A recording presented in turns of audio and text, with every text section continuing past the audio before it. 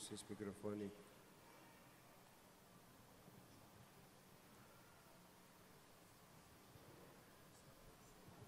Alô, som. Alô, som.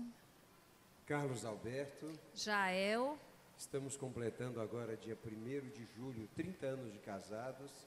Nós temos um casal de filhos e agora com a filha casada temos um terceiro filho, nosso genro. Carlos Alberto II e a Carolina e agora o André. Que Deus nos abençoou com esse genro. E realmente, genro e nora é um filho que Deus nos dá, né? E nós louvamos a Deus pela vida desse nosso novo filho. Queridos, é uma alegria muito grande estar com vocês aqui, depois de tantos anos, né? Se não me engano, já faz 5 anos que nós estivemos aqui, e para a gente é uma alegria muito grande voltar a estar com vocês. E vamos estar até domingo, se Deus permitir, e gostaríamos de compartilhar com os amados um texto muito conhecido dos amados irmãos. 1 de Timóteo, capítulo 5, o verso de número 8. Jael vai ler o texto. Eu queria que vocês, que puderem abrir suas Bíblias, acompanhassem conosco. 1 de Timóteo, Paulo escrevendo ao seu discípulo Timóteo, discípulo que ele chama de discípulo amado, capítulo 5, verso 8. O texto diz assim: Ora, se alguém não tem cuidado dos seus, e especialmente dos da própria casa, tem negado a fé e é pior do que o descrente. Deixa eu só dar uma explicaçãozinha para os irmãos. Pode ser que eu vou tossir alguns momentos, mas não é gripe. Eu estou numa fase de cura de uma rinocinusite, viu? E aí a gente, essa mudança de clima, nós estávamos em Belo Horizonte há poucos dias atrás, e aí com aquela mudança de clima, me pegou. A gente que sai do Nordeste, principalmente Recife, e quando vai para uma cidade que o clima muda bruscamente, como Belo Horizonte, aí o organismo sentiu. Mas é uma rinocinusite que eu já estou tomando antibiótico, inclusive, mas já estou bem melhor, graças a Deus. Amados, nós vamos orar. E eu queria dizer para os queridos irmãos o seguinte, que quando me falaram sobre o Marcos, me falou sobre esse irmão que está internado, né? O Amós, eu fiquei bastante consternado. E eu queria orar com os irmãos pelo seguinte, queridos: nós temos experimentado lá na igreja alguns milagres, algumas curas que Deus tem operado de uma maneira sobrenatural. Cura mesmo. Eu, por exemplo, era hipertenso. E eu vim orando, pedindo: Deus, eu não quero ficar tomando remédio o tempo todo, não. Eu quero pedir que o Senhor me cure. E a gente vem orando, eu e a minha esposa, e nós cremos na palavra. Eu não sei se você crê no que está na palavra. Quem crê, diga amém. Amém. Você crê mesmo que está aqui? Amém. Então preste atenção. Nós vimos orando. E aí um dia, eu estava andando dentro de casa e disse: eu vou cair. Eu estou tonto. E ela disse: o que está acontecendo? Eu falei: não sei, eu estou grogue. Eu estou achando que eu vou cair aqui. Será que é pressão? E ela foi medir minha pressão. E quando mediu minha pressão, estava 9/5. Jael é dentista, é cirurgiã dentista. Aí ela correu, mediu minha pressão 9/5. Eu disse: nunca tive pressão 9/5. E eu tomava 2 losartana potássica por dia. 50 mg de manhã, 50 à noite. 100 por dia. E aí eu disse: eu não vou tomar à noite. Não tomei à noite. Quando foi no outro dia, eu não vou tomar de manhã. Mede a minha pressão de novo. E ela tirou a minha pressão novamente, estava 10/6. E aí eu fui para o cardiologista, fiz uma bateria de exames. Para resumir, coloquei o mapa, né, que você passa 48 horas, 24 horas com o tensiômetro e ele inflando, e aquela coisa chata que você dorme com aquele negócio e passa aquele tempo todo. Resumo da história: minha pressão agora é 10/6. Deus me curou. Deus cura. Ele opera. Amém? Hebreus 13:8 diz: Jesus Cristo é o mesmo ontem, hoje. Um casal chegou com uma criança lá na igreja e disse: pastor, a gente está vindo com ele do hospital agora queimando de febre. Viemos da emergência e não há nada que reverta o quadro dele. Traga aqui, vamos orar. E pus as mãos sobre o menino e nós oramos. E o pai foi embora, chegou em casa, alguns dias depois ele volta na igreja e diz: pastor, naquela noite o senhor impôs as mãos, orou, e o nosso filho ficou completamente curado. Uma irmã tinha um problema para dormir, e ela toda noite tinha refluxo, dormia praticamente assentada, enchendo de travesseiro as costas para poder dormir, porque era muito incômodo. Ela ficava a noite inteira com aquele refluxo e sentindo mal e piando à noite, por causa daquele mal-estar. E ela dizendo: pastor, era chato demais. Ela é divorciada e um filho solteiro. Ela divide o quarto com o filho. Então o filho lá na cama dele, ela na cama dela, e ele dizendo: mãe, é tão chato à noite, a senhora fica como se estivesse roncando, aquela coisa, eu não consigo dormir direito. Nós oramos. Um momento como esse da igreja, eu disse: coloque a mão onde você tem enfermidade. E ela orou e nós oramos. E ela disse: pastor, eu fui para casa, nem me lembrei disso mais. Deitei à noite, fiz toda meu arranjo para dormir, botei travesseiro, encostei. Só que daqui a pouco eu notei que eu não estava piando mais. Eu não estava mais com aquele refluxo, aquela coisa ruim. E aí eu fui tirando um travesseiro, tirando o outro para me ajeitar, para dormir melhor. E não tive mais, pastor, estou completamente curada. Meus amados, veja bem, a Bíblia diz assim, Mateus capítulo 21, verso 22. E tudo quanto pedirdes em oração, crendo, recebereis. Eu vou repetir o texto, você pode repetir comigo? E tudo quanto pedirdes em oração, crendo, recebereis. Esse texto está dizendo para mim e para você o seguinte, que eu posso pedir algumas coisas em oração sem crer. Porque a Bíblia diz que aquilo que eu pedi em oração, crendo, eu receberei. Então, às vezes, nós oramos sem crer. Nós oramos sem acreditar, sem confiar. Deus é soberano. Deus é soberano. Ele não cura todo mundo. Ele chegou no tanque de Betesda, curou um só que estava ali. Todos os outros enfermos permaneceram doentes. Ele curou só um. Então, ele pode curar só um nessa noite. Ele pode curar todos. Não sou eu que curo, é ele. Amém? Mas nós vamos orar agora pelo irmão Amós. Eu não sei quantos de vocês gostariam. Não sei quantos de vocês gostariam.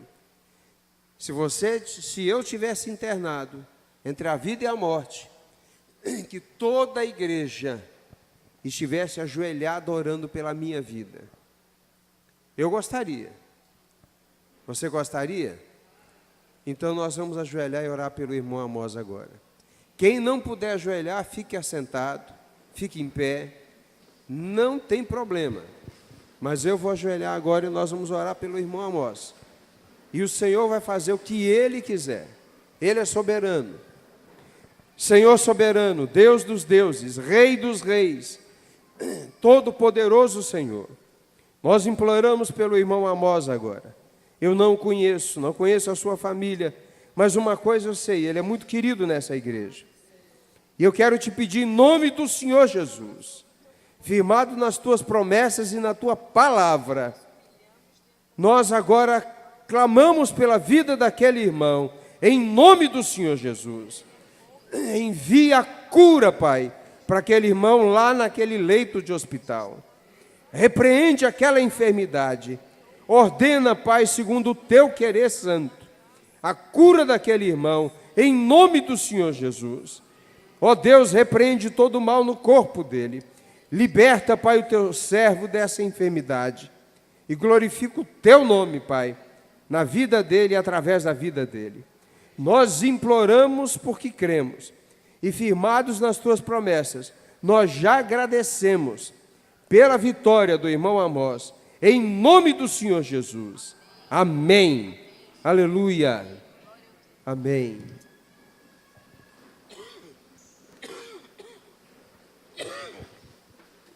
Queridos, 1 de Timóteo, Paulo está escrevendo a Timóteo, dizendo: Timóteo, preste atenção, qualquer evangelho, qualquer mensagem, qualquer pregação, qualquer religiosidade, onde você não cuida primeiro dos que estão mais próximos de você, você está pregando uma mentira, uma utopia. Veja o texto: se alguém não tem cuidado dos seus, especialmente dos da própria casa, tem negado a fé e é pior do que o descrente. Sabe o lugar mais difícil da gente pregar o evangelho? É dentro da casa da gente, porque todo mundo conhece a gente do jeito que a gente é. Não é verdade? Todo mundo sabe quem nós somos. Eu sou psicólogo e trabalho com terapia de casais. E às vezes eu atendo alguns casais no meu consultório. E a pior coisa é quando um vira para o outro e diz: olha, não fala nisso não, que você sabe que eu te conheço. Aí o outro diz: mas eu também te conheço. Nós nos conhecemos, porque dentro de casa não tem censura. Dentro de casa a mulher tem coragem de andar sem a chapa.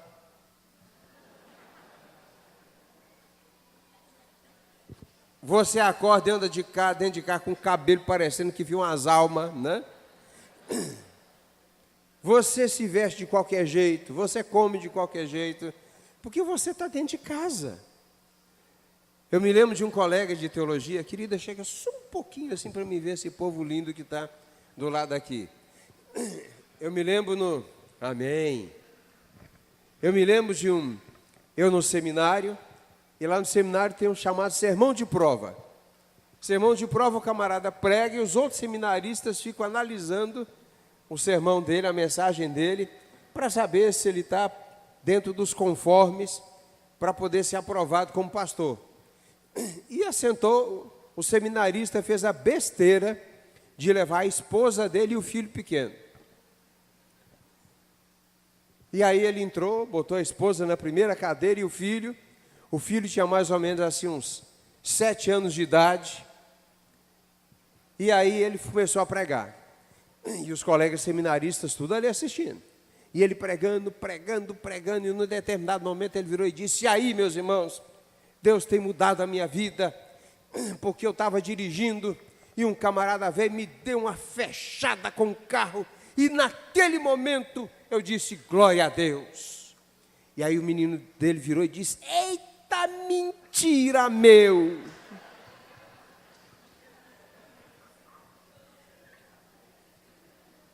Aí o professor de teologia, professor da cadeira, se levantou e disse: meu filho, pode parar de pregar, pode parar, 0 no seu sermão, 0. Mas professor, eu preparei tanto, o senhor nem deixa eu acabar. Não, seu filho já acabou com o seu sermão. Seu filho já deu a nota para o seu sermão. Amados, é terrível quando nós vivemos dentro da igreja uma realidade, na empresa, na faculdade, aonde quer que estejamos, mas dentro de casa nós não vivemos, não colocamos em prática a palavra. E nós queríamos falar sobre 3 letrinhas que vocês conhecem bem hoje à noite. L-A-R, lar. Lar significa, nós podemos usar para várias palavras, mas nós focamos em lealdade, amor e respeito. E eu gostaria de trabalhar 3 aspectos com vocês do lar: lealdade, amor e respeito.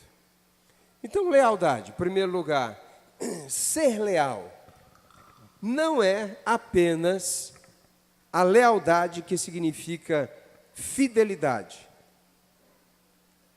A lealdade, onde nós traduzimos isso, quando o marido não trai a esposa, ou a esposa não trai o marido, os filhos não traem os pais, os pais não traem os filhos. Trair significa ter um comportamento inadequado. Mas a lealdade, ela vai além disso.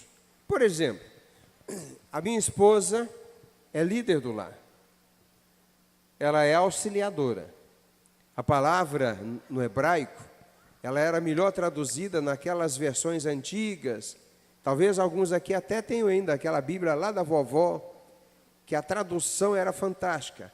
Que no lugar de auxiliadora aparecia a palavra adjuntora.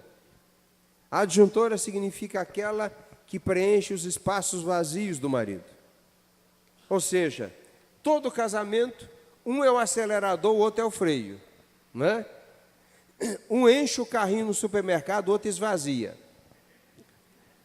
Um quer comprar tudo, o outro quer fazer as contas. Mas será que dá? Não, já vem você. Mas já tem que fazer as contas. Será que vai dar? Não, mas a gente tem que fazer aquela viagem agora. Mas vamos ver se dá dinheiro, se o dinheiro dá, se a gente tem condições. Então, no casamento, sempre um é o acelerador, o outro é o freio. Não é? E aí, o que acontece nesse momento? Por termos temperamentos diferentes, quando o outro não corresponde ao que nós queremos atropelar o outro. E aí nós somos desleais com o outro. E muitas vezes nós fazemos aliança com os filhos e não com o cônjuge. A nossa filha casou, está lá no Canadá. Casou, deixou o emprego aqui do Brasil, está lá fazendo um curso, e o esposo também foi para trabalhar e estão lá tentando ficar no Canadá. Nossa filha tinha um bom emprego aqui no Brasil, mas foi para lá. E o nosso filho chegou da Austrália faz pouco tempo. Passou 3 anos na Austrália, chegou recentemente, está com a gente. Está fazendo mestrado, está lá em Recife, se preparando, estudando. E a gente está naquela fase que os filhos estão batendo as asas para voar. Quem vai sobrar? Nós dois. Se nós não tivermos uma aliança forte um com o outro, nós não vamos saber viver e conviver depois que o ninho estiver vazio. Quando acontece o que é chamado de síndrome do ninho vazio. A hora que você procura dentro de casa e a cama dos filhos está vazia e só tem vocês dois. A lealdade é quando um não quebra a autoridade do outro diante dos filhos. Um não desfaz o que o outro está ensinando. Carol, nossa filha, era pequenininha e a gente estava viajando. E eu gosto que já eu conte essa história. Naquela época não tinha essa cadeirinha que limitava o espaço dos filhos atrás, né? Amarradinho lá, eles iam pulando mesmo ali atrás. E o lugar preferido era aquele meio, aquele lugarzinho que fica entre a cadeira do motorista e a cadeira do que vai do lado. E era uma briga dos dois para ir, quem era que ia naquele lugar. E a gente dizia, na ida vai um, na volta vai outro. E nesse momento quem ia era Carol. Carol tinha 3 anos e meio por aí. E nós estávamos conversando sobre um assunto e literalmente discutindo, no bom sentido da palavra, sobre aquela questão. E eu falando, não, mas eu não concordo, eu não acho que é assim. E Carlos falava, não, mas você tem que concordar, porque isso é que é o certo. Eu dizia, não, mas eu não acho que isso é assim. E aí ele fazia, mas você é muito teimosa. Você é muito teimoso. Lhe convencer é um problema sempre. Não, mas eu penso assim. E a gente conversando. E daqui a pouco, ela bateu no meu ombro assim. E disse, você tem que ser obediente ao seu marido. Quando ela falou isso, aí foi aquela torcida. Aí Carlos na hora disse, muito bem, minha filha, tá vendo? Ela já sabe, a mulher tem que ser submissa ao marido. E ele nem terminou de falar, ela bateu no ombro dele assim e disse, e você tem que amar ela desse jeitinho, porque quando você casou com ela, ela já era assim, viu, papai? Carlos falou, da próxima vez é melhor mandar essa conselheira matrimonial, né, para dar os seminários de casais no nosso lugar. Então, queridos, veja, diante dos filhos nós estamos construindo realidades que na mente deles vão definir parâmetros. E isso vai definir muitos valores na vida deles. Aqueles que têm netos, saibam de uma coisa, há uma geração hoje que estão sendo criados pelos avós. Os pais estão fazendo cursos, correndo atrás e lutando de um lado para o outro. Quem está criando e educando? Os avós. Nós conhecemos uma criança especial. Eu estava fazendo a minha dissertação de mestrado em cima de famílias que viveram o luto do filho desejado e receberam um filho não esperado. E aí chegou o filho, aquele filho especial. Mas a avó investiu todo o tempo na vida desse menino. E esse menino tem Bíblia na veia. Porque ele passava, a avó hoje já está com o Senhor. Ela partiu.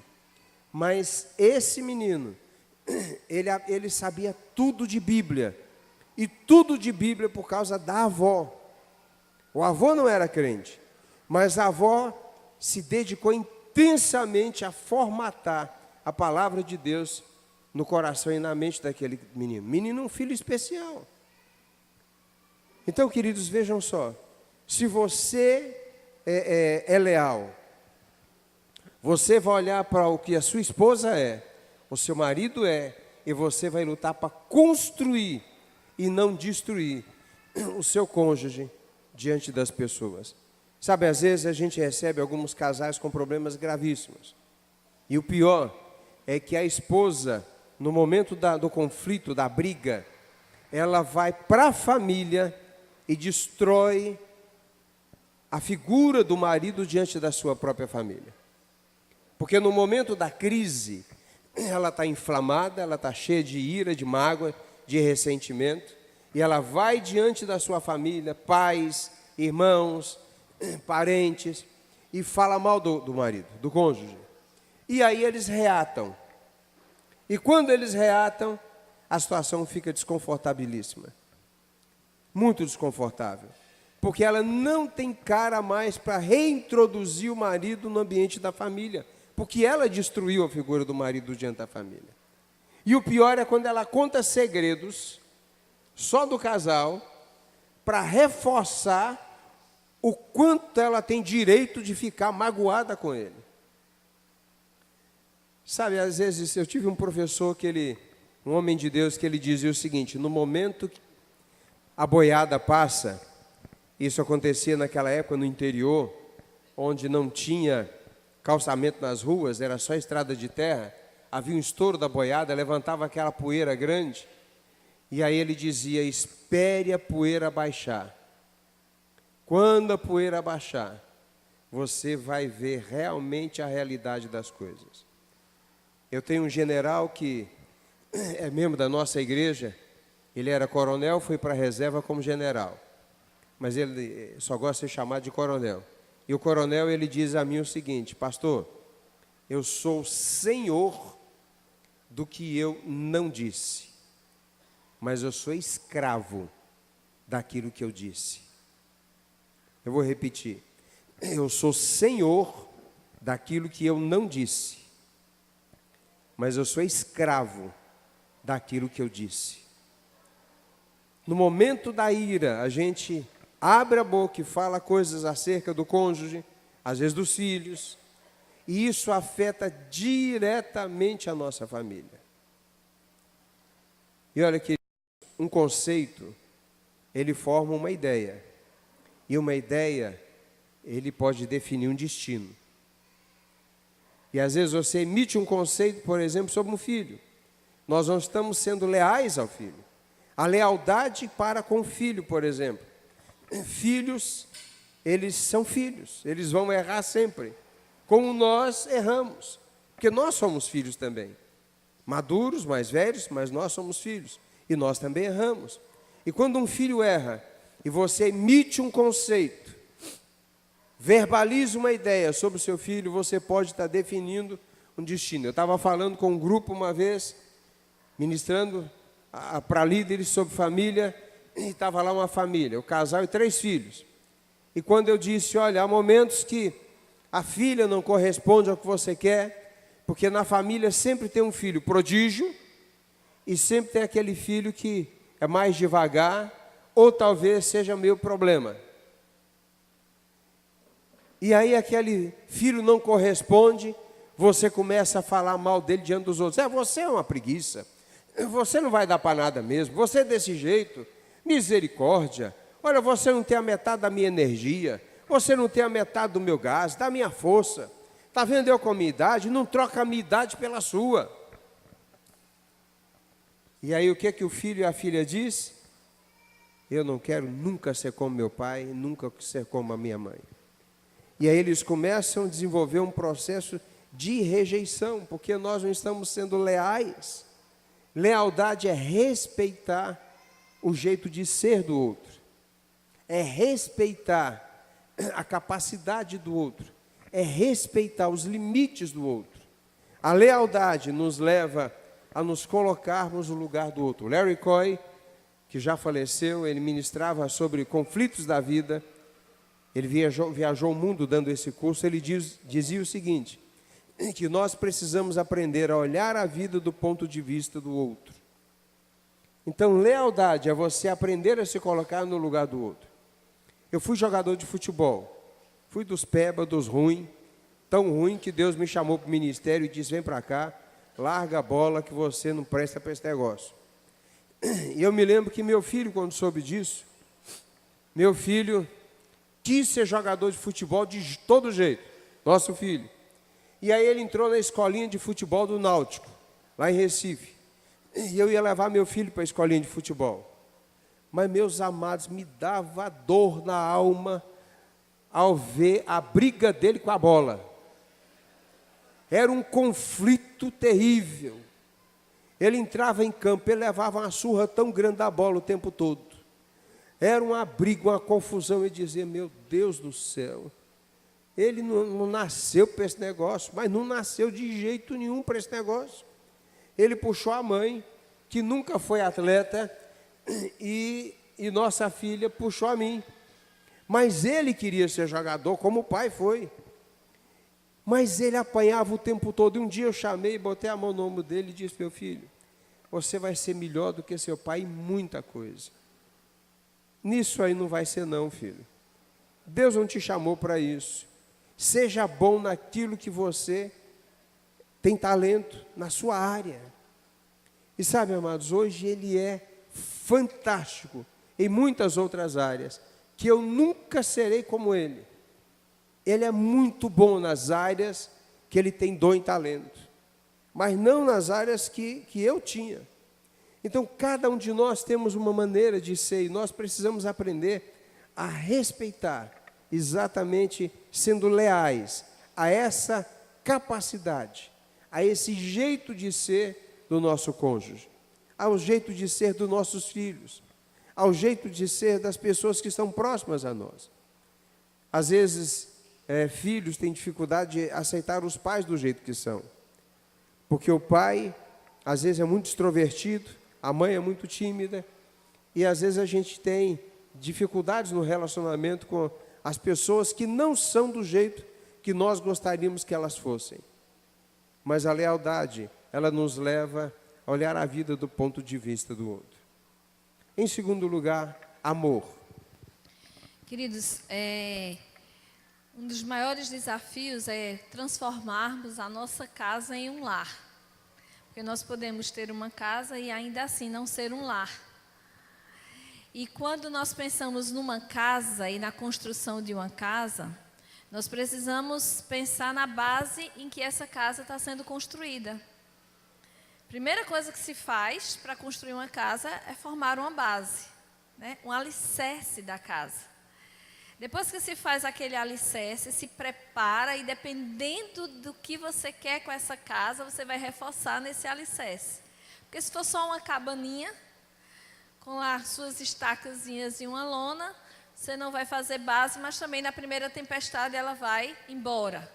Mas se você pensa numa casa e depois pensa numa casa de 2 andares, depois pensa num prédio de 30 andares, você realmente tem que investir. Mas mesmo assim, depois começa tijolo após tijolo. Assim é uma casa construída. E existe um elemento que é importante para que esses tijolos que vão sendo colocados ali, eles fiquem presos e deem consistência a essa construção. Porque também não adianta você ter tijolos dos melhores se você não tiver algo que amarre, que cimente, que cole, que una tudo. Assim é o amor no lar. O amor é esse elemento que vai dar sustentação, que vai segurar, que vai colar as pessoas, que vai unir as pessoas, que nas horas mais difíceis ele vai sustentar e esse lar não vai se desfazer. A palavra de Deus falando sobre amor tem um conceito completamente diferente do que nós temos visto hoje. As pessoas hoje estão tão preocupadas consigo mesmo, né, em amar a si mesmo, em ser bom para mim, né, importante para mim, eu tenho que estar em primeiro lugar. E não é esse o conceito da palavra de Deus. A palavra de Deus fala sobre a gente preferir uns aos outros em honra.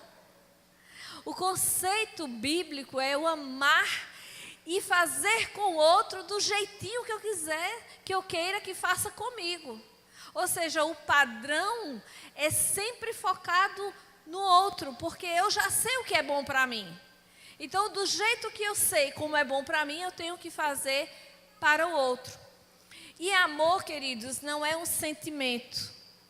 E especialmente na família, nós precisamos perder essa ideia de amor-sentimento. O amor que nós precisamos desenvolver no nosso lar é o amor compromisso. Sabe por quê? Porque é esse amor que nós prometemos diante do Senhor.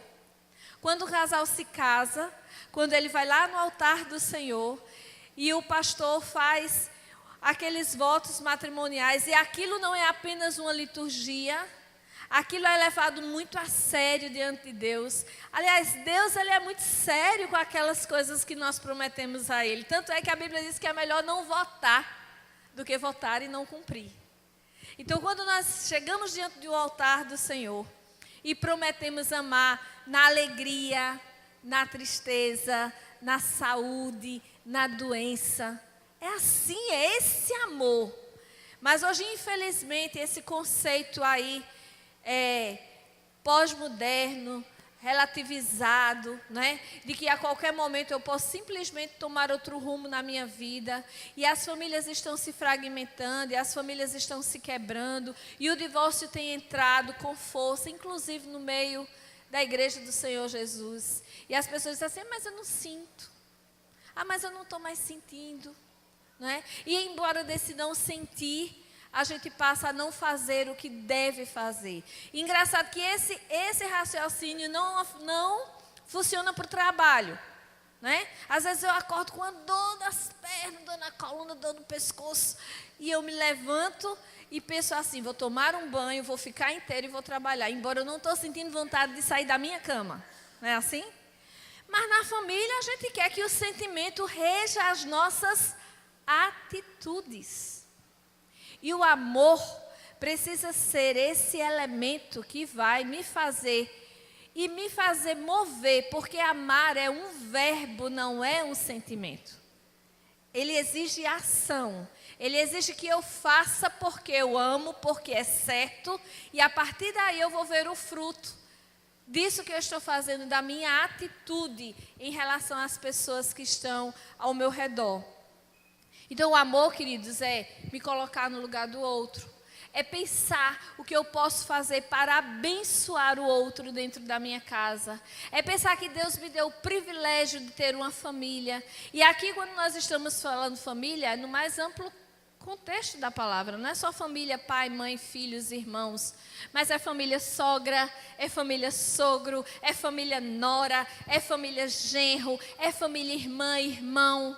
Não é? Cunhado, tudo isso é família.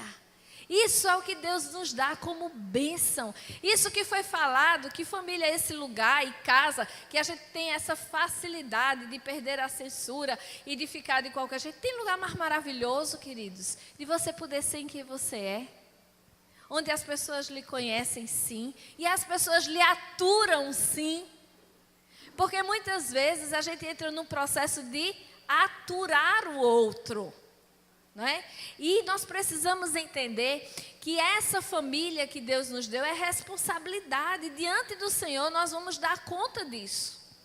Nós vamos dar conta pelas nossas palavras, pelas nossas atitudes e até por aquilo que nós não fizemos. Se nós olharmos o povo de Israel, se nós observarmos o povo de Israel, nós vamos ver a responsabilidade que Deus deu a eles de deixar um legado para as outras gerações. E aí eu pergunto, qual o legado que nós temos deixado? Para as pessoas que estão conosco, que de alguma forma dependem de nós. Seja da nossa palavra, seja do nosso amor, seja da nossa compreensão, seja de nós estarmos ali para ajudarmos. Porque se não for a família, quem vai ser? Os de fora? Os que estão fora? Às vezes é tão difícil, né? E a gente tem um chavão de dizer assim, família é complicado. É complicado mesmo, porque todo mundo se conhece. E a gente vive numa esfera completamente diferente dos ambientes que nós andamos. Porque no trabalho nós mantemos aquela postura, nós podemos estar passando pelo problema que tiver, mas nós não queremos que ninguém note para que não comprometa. Na vizinhança, mas na família não. Na família se baixa a guarda e a gente começa a ver, e a gente vê a cara feia do outro, a gente vê a insatisfação do outro. E é nesse lugar que Deus nos dá a oportunidade de nos lapidar, de trabalhar o nosso caráter, de nos transformar à imagem e semelhança de Cristo. E são nessas situações que nós precisamos entender que nós temos um Deus e um Espírito Santo que está conosco. E que a Bíblia diz que Ele nos ensinará todas as coisas. Sabe, quando eu leio aquele texto de Provérbios, que fala daquela mulher que fazia bem e não mal todos os dias da sua vida ao seu marido, e eu olho para mim e eu digo, meu Deus, se de 5 dias eu conseguir fazer esse bem, pelo menos 3, eu já estou me sentindo o máximo. Mas o objetivo daquela mulher era fazer bem todos os dias da sua vida e não mal. E interessante que o texto não fala muito sobre as qualidades daquele homem. E nem sobre a qualidade dos filhos, mas fala sobre a qualidade dela que provoca uma reação. E o texto fala sobre a mulher, sobre a atitude dela, e fala, e fala, e fala. E lá no determinado momento a gente vê uma atitude reativa daquele marido que olha para ela e diz assim, muitas mulheres procedem virtuosamente, mas tu a todas sobrepujas. E os filhos vão e dizem que ela é ditosa e começam a gabar a mãe. Mas fica muito claro no texto que aquilo é uma reação e não uma ação. E muitas vezes, queridos, na nossa família, nós queremos que as coisas aconteçam automaticamente. Não, família, casamento é investimento. Todo dia eu tenho que acordar com o seguinte pensamento, Deus me deu uma família, para que essa família possa ser a mais feliz família que existe em Itabuna. E isso quer dizer que eu tenho a responsabilidade de fazer a minha parte desse projeto.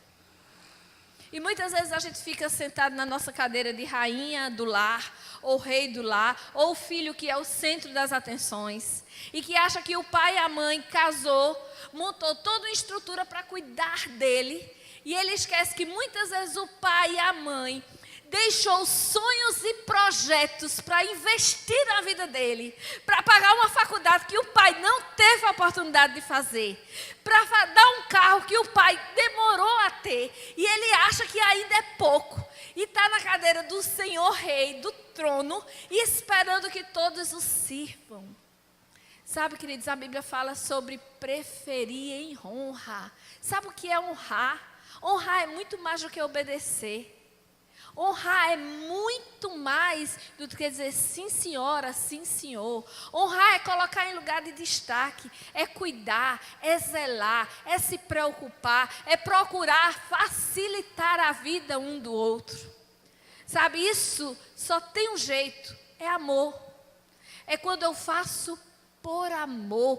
E o projeto de Deus falando para a família é que muitas vezes nós precisamos entender que aquela pessoa que está na nossa família é propriedade exclusiva de Deus. E Deus colocou na minha mão com a responsabilidade de amar, de cuidar, de zelar. E que eu só vou conseguir se eu estiver debaixo da bênção e da misericórdia de Deus. E por amar ao Senhor, por amar aos mandamentos do Senhor, por estar em obediência ao Senhor, eu vou fazer como a palavra manda. Porque como a palavra manda, não tem como dar errado.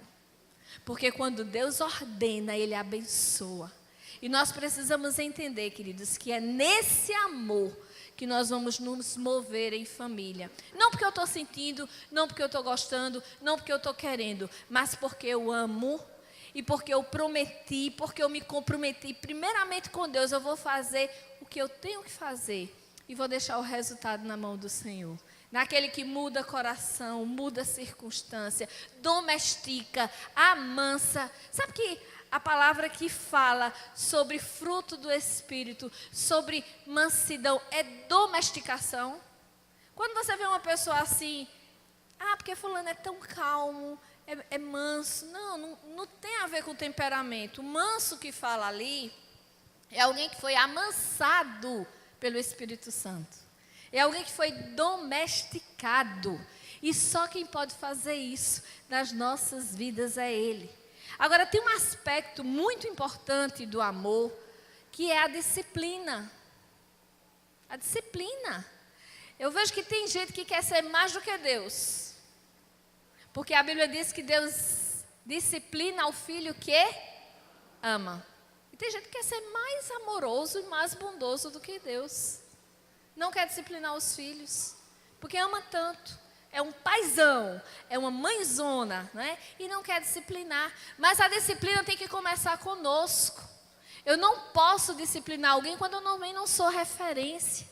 Não sou padrão naquilo. Não é? Engraçado que ontem eu estava numa turma de discipulado na igreja e eu estava conversando exatamente sobre isso. A gente tem uma história de dizer, mas olhe para Cristo. Não, irmãos. Que história de olhar para Cristo? Tem que olhar para mim e para você. O apóstolo Paulo, lá na carta de Filipenses, no capítulo 4, no versículo 9, ele diz: o que vistes e ouvistes e aprendestes de mim, isso praticai, e o Deus da paz será convosco. Muitas vezes as coisas não conseguem se organizar na nossa casa, porque a gente está cobrando algumas coisas que a gente mesmo não tem autoridade para cobrar. E a gente começa a ser incoerente nas nossas argumentações, porque a gente quer algumas coisas da nossa família, mas a gente mesmo não é referência naquilo, e nós não temos feito a nossa parte. Em relação à disciplina, queridos, a disciplina é uma das maiores demonstrações de amor, porque a disciplina, ela estipula limites claros e definidos, principalmente na época de formação dos filhos. Ou em algum momento da nossa vida, nós precisamos entender que essa disciplina, ela precisa acontecer na nossa casa. Nós precisamos ter uma vida disciplinada. E essa disciplina também tem que estar em relação à palavra de Deus. Às vezes na família existe hora para tudo, mas não está existindo uma disciplina em relação à palavra de Deus.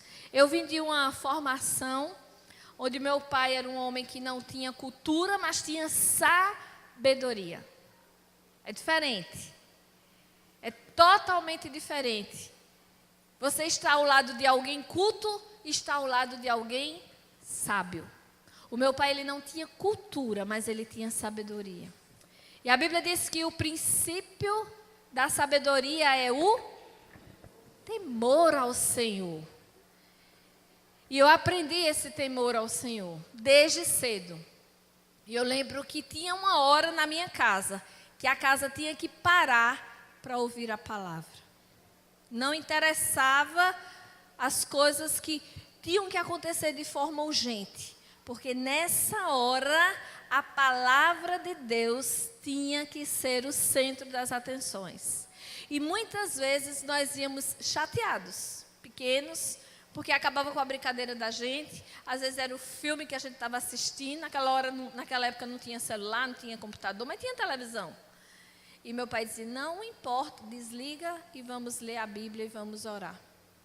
E a gente ia para o culto doméstico, e a gente lia a palavra, e a gente orava. E às vezes a gente estava com raiva lá no culto, né? Chateado, de bicão. Mas não tinha, meu pai não tinha medo de bico. Graças a Deus que meu pai nunca teve medo dos bicos que a gente fazia, nem das caras feias. Mas como essa palavra que foi empurrada de goela abaixo, literalmente fez diferença na minha vida. Porque nos anos da adolescência, onde o mundo estava clamando, mostrando, cintilando, brilhando, a palavra do Senhor estava na minha mente. E muitas vezes eu dizia, meu Deus, por que eu nasci naquela casa? Por quê? Porque se eu não tivesse nascido naquela casa com aquele pai, eu não ia me sentir agora presa para não participar disso, para não fazer isso. Porque eu até queria, mas a palavra do Senhor não me permitia ir mais fundo. Porque a Bíblia diz que ela é viva e eficaz, e mais cortante do que uma espada de 2 gumes, e penetra até o ponto de dividir almas e juntas, espírito e medula, e é apta para discernir os pensamentos e propósitos do coração. Então, queridos, nós precisamos ter disciplina. Disciplina é uma prova viva de amor. Como tem sido a nossa rotina na nossa casa? Como tem sido a palavra do Senhor, o momento de oração, o momento de refletir sobre as verdades do Senhor para a nossa vida? Então, nós precisamos entender que o amor, ele vai nos colar, nos cimentar, nos abençoar, nos fazer crescer e nos fazer sobreviver desse mundo completamente voltado para as filosofias, para as ideologias e para o ensinamento completamente contrário ao que a palavra de Deus manda. Queridos, e para encerrar, hoje à noite, respeito. Quando nós respeitamos limites, respeitamos as pessoas, as autoridades, às vezes a gente respeita com raiva, não é? Por exemplo, eu estava indo ministrar num seminário para jovens missionários, num determinado local, lá perto de Recife, e eu estava bem atrasado. E eu tinha, pastor passa por essas situações, eu tinha realizado um funeral, um velório, e estava lá o grupo de seminaristas me esperando para mim poder ministrar uma aula para eles. E eu saí do velório, parecia que eu queria ser o próximo a ser enterrado. Porque saí numa velocidade louca para poder chegar lá a tempo. Quando eu cheguei num determinado tempo da estrada, saindo do Recife, indo para lá, aquele congestionamento. Qual a ideia que eu tive, aquela grande ideia de Ayrton Senna? Vou sair cortando todo mundo. Aí botei o carro pelo acostamento e quando eu acelerei, o guardinha saiu lá e aquele sorrisinho assim, te peguei. Rapaz, aquilo sobe uma ira na gente. Mas por que ele está ali agora? Ele tinha que estar ali agora. E aí eu parei. E ele começou com aquela conversa bem calma. Está com pressa, né, amigo? Eu falei, eu estou morrendo de pressa. Se você vai me multar, multa logo. Eu tenho que chegar no meu destino. Ele disse, calma. A gente vai chegar lá. Não apresse o processo. E isso eu olhava para o relógio. Eu dizia, meu Deus, os alunos estão todos lá me esperando. E esse guarda agora está fazendo o que aqui? E aí o Espírito Santo diz para mim, está te ensinando respeito. Está te ensinando a respeitar as leis, as autoridades, respeitar limites, respeitar o tempo. E aí eu me aquietei e falei, está certo, seu guarda, o senhor está 100% certo, eu estou 100% errado, eu faço o que o senhor tem que fazer. Ah, agora estamos nos entendendo.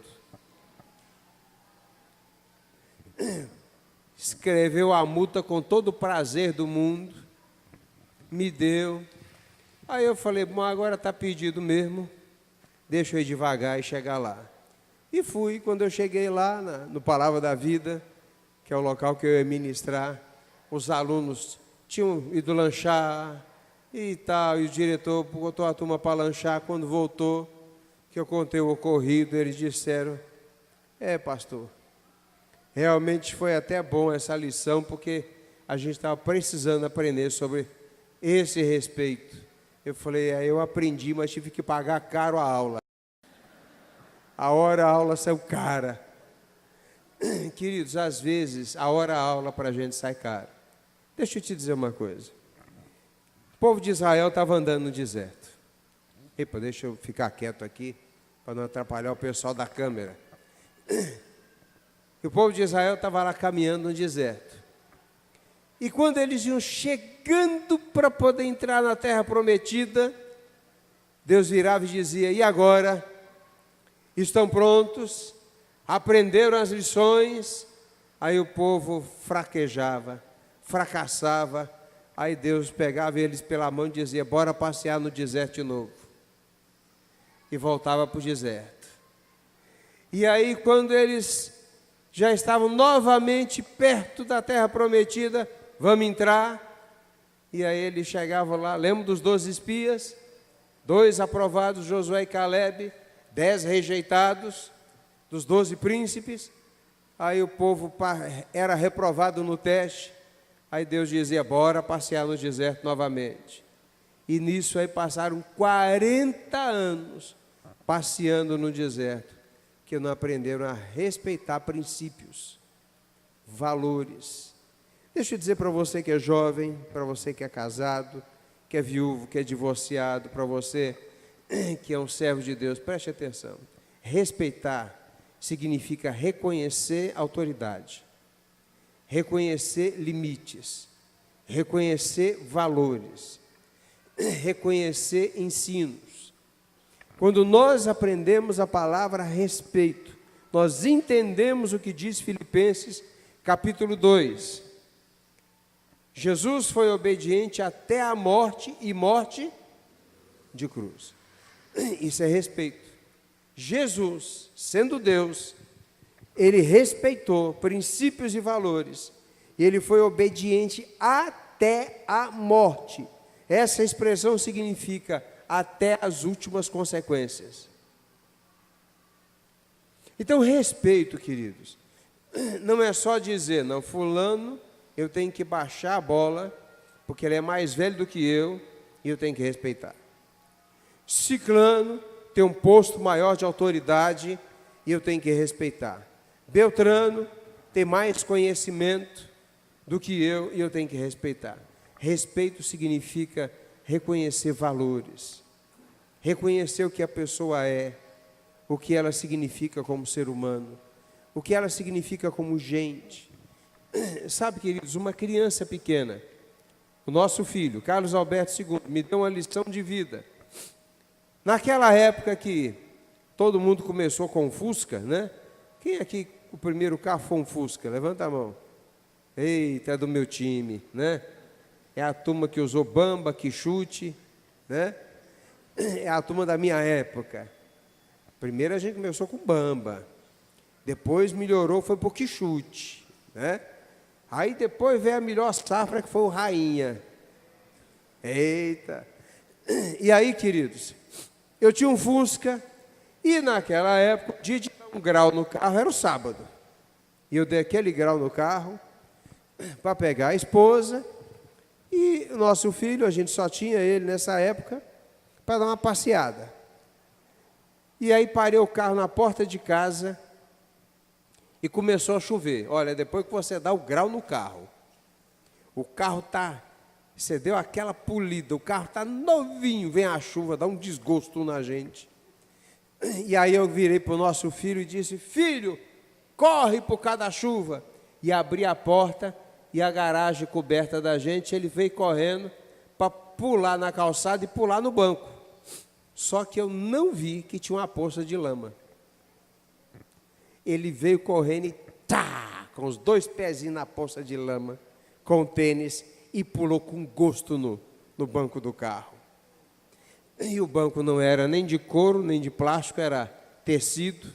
Aí sujou aquela lama no banco. E eu, reativamente, disse: você sujou o banco do carro, veja o que você fez.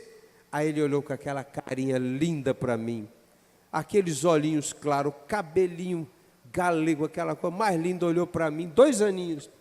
Bica com eu não, papai, eu sou só uma criança.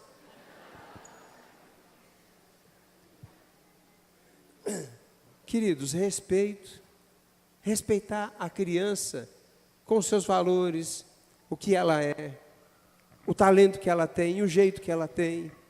Sabe, respeito dignifica a outra pessoa e nos faz enxergar valores na outra pessoa que, se nós não respeitarmos, nós não vamos enxergar.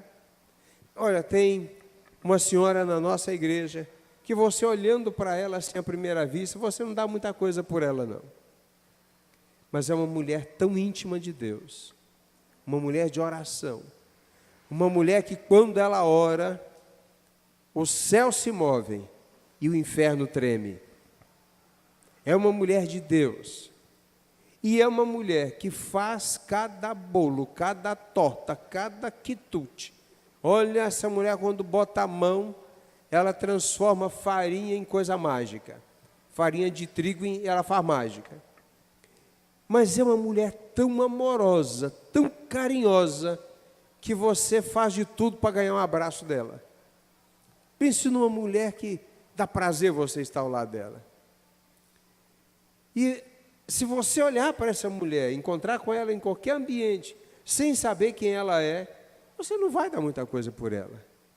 Mas quando você começa a conviver, você começa a respeitar o que ela é como pessoa. Sabe, quando nós respeitamos a pessoa enquanto ela é, e do jeito que ela é, como ela é, a gente começa a descobrir valores nas pessoas que estão próximas a nós, que nós jamais descobriríamos se nós não aprendêssemos a respeitar a pessoa.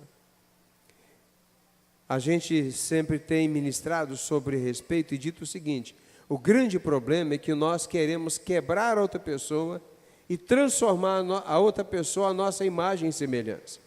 Há casais que, quando casam, passam a vida inteira em conflito, porque um não respeita os jeitos de ser do outro. E a grande luta é transformar o outro a sua imagem e semelhança. Porque quando o outro é que tem que mudar, eu não preciso mudar. Então, quando eu não tenho que mudar, a vida fica confortável para mim. Mas quando eu tenho que aceitar o outro do jeito que ele é, aí eu passo a descobrir valores no outro que, se eu atropelar aquela pessoa durante a minha vida conjugal, a minha vida matrimonial, a minha vida familiar, eu não vou descobrir valores extraordinários.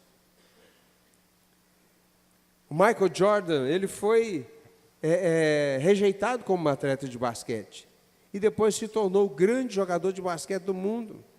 Einstein foi minimizado como acadêmico, como estudante, e se tornou o gênio que se tornou. As pessoas, como por exemplo, Walt Disney, fracassou, ele falhou várias vezes, ele faliu várias vezes, mas pessoas que estavam próximas a ele acreditaram nele, na loucura dele de criar Disneyland, que depois se tornou na Disney World. Mas alguém acreditou naquele homem do jeito que ele era, e aquele homem criou coisas magníficas. E o mundo até hoje se admira do que o Walt Disney pôde construir. Sabe, de repente nós olhamos para a vida de uma pessoa e não conseguimos respeitar aquele jeitão de ser daquela pessoa, aquela maneira de ser daquela pessoa. E quando nós aprendemos a olhar a vida do ponto de vista do outro, nós passamos a descobrir valores e tesouros que estão guardados e enterrados, que são coisas essenciais, primordiais, maravilhosas. para a vida da gente. Nós temos lá na igreja uma irmã que ela é a Operação Bombril. Ela é de 1001 utilidades. Ela faz de tudo um pouco e mais alguma coisa. Mas quando ela chegou na igreja, a gente olhava para ela e não dava muita coisa para ela. Hoje essa irmã ela é essencial na igreja. Ela trabalha em várias áreas e o que ela pega para fazer, ela faz com uma dedicação, um amor, um empenho extraordinário. Mas a princípio, você olha para ela, você antipatiza ela. Uma pessoa assim, que você a primeira olhada que dá e diz, não gostei. Já não fui com a cara. Não tem gente que é assim? Você de cara não vai com a cara. E tem gente que de cara você vai com a cara, né? Por exemplo, aquele preletor de casais, Cláudio, o quê? Cláudio Duarte. Todo mundo é simpático com ele, né? Porque ele conta cada piada fantástica. E é um grande palestrante, não é verdade? Mas há palestrante que você vê um videozinho dele e diz, não, fui com a cara. Mas há pessoas assim. A gente às vezes tem dificuldade com determinadas pessoas, porque enquanto você anda a 1000 por hora, ela vai a 100, ela vai a 10, ela é devagar. Eu fui aconselhar um casal, a esposa virou e disse, pastor, eu gosto de viajar, eu gosto de sair, e meu marido só quer estar em casa. O negócio dele é chegar em casa, bota o pé no chinelo, veste uma bermuda e assenta na frente da televisão e fica lá. E fica a hora lá, eu queria sair, eu queria estar com o pessoal, eu queria viajar, eu quero ir para não sei onde, e ele quer estar em casa. Eu quero, pastor, eu acho que eu casei com um museu. O negócio dele está intocado. E aí, passado um tempo, ela virou e disse, pastor, descobri que casei com a pessoa certa. Porque se ele fosse tão acelerado quanto eu, a gente já tinha capotado tanto na vida. Porque ele me segura, a gente consegue chegar em algum lugar.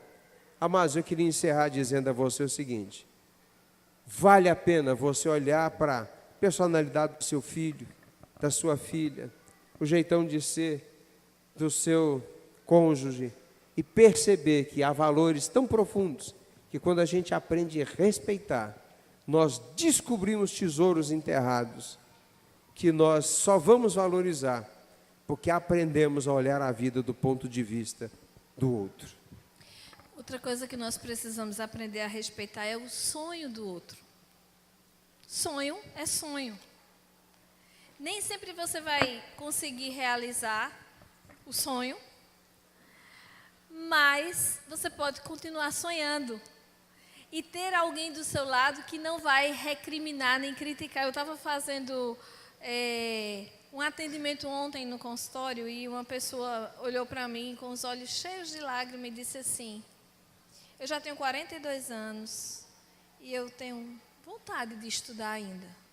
Mas eu fui falar com o meu esposo que queria fazer o Enem e ele disse, para quê?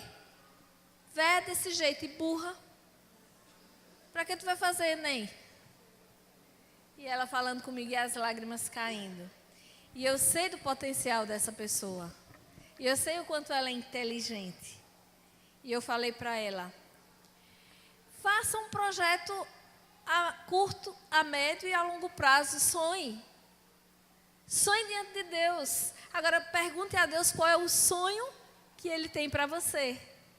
Sabe, queridos, às vezes no ambiente da família nós precisamos aprender a ser aquele que vai encorajar. Eu digo sem medo nenhum de exagerar. Porque eu sei que tudo que eu estou falando aqui, eu estou falando diante do meu Deus.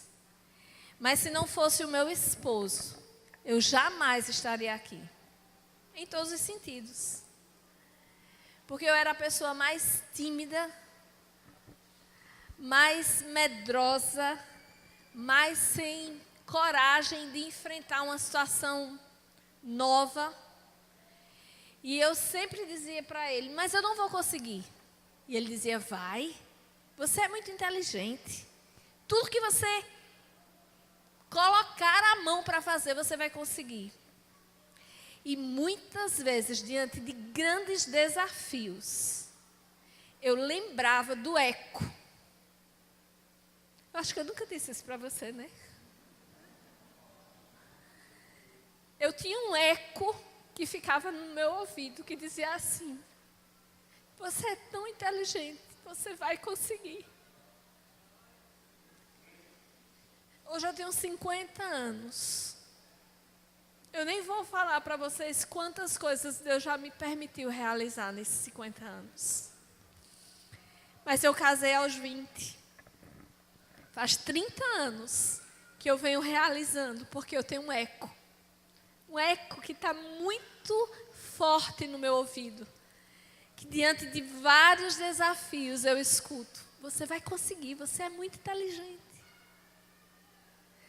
Sabe como tem sido a sua forma de encorajar, de incentivar, de ser aquela palavra de ânimo, que às vezes você pode estar com o mundo todinho virando as costas para você, mas você sabe assim: mas quando eu chegar em casa, o meu pai, a minha mãe, o meu marido, a minha esposa, eu sei que deles eu vou ouvir alguma coisa que vai me animar. Que dia difícil, que dia terrível. Eu quero correr para casa. Eu quero chegar em casa, porque eu sei que em casa vai ser diferente. Sabe, queridos, é essa a família que Deus projetou. É essa casa que Deus quer que nós tenhamos. É isso que Ele quer que a gente faça na nossa família. Que as pessoas olhem para nós e pensem assim: não, mas quando eu chegar lá, eu vou ter algo que vai me estimular, que vai me fazer andar para frente. Que nós possamos estar respeitando aqueles que o Senhor colocou diante de nós como joias preciosas. Joia que ainda está em processo de lapidação. Mas que eu sou o responsável por cuidar, guardar, zelar e presenciar as maravilhas que Deus vai operar na vida dessas pessoas. Amém? Amém. Vamos orar, queridos? Você pode ficar de pé um momento? Querido Deus, obrigado pela vida de cada pessoa que veio nessa noite. Cada homem, mulher, rapaz, moça, cada jovem precioso, cada casal. Pedimos que o Senhor abençoe cada pessoa, cada lar, cada vida aqui. E que amanhã possamos ter um dia muito proveitoso também, uma noite muito abençoada na Tua presença. Nós oramos, pedindo, agradecendo, suplicando, em nome do Senhor Jesus. Amém. Amém. Pode assentar, queridos.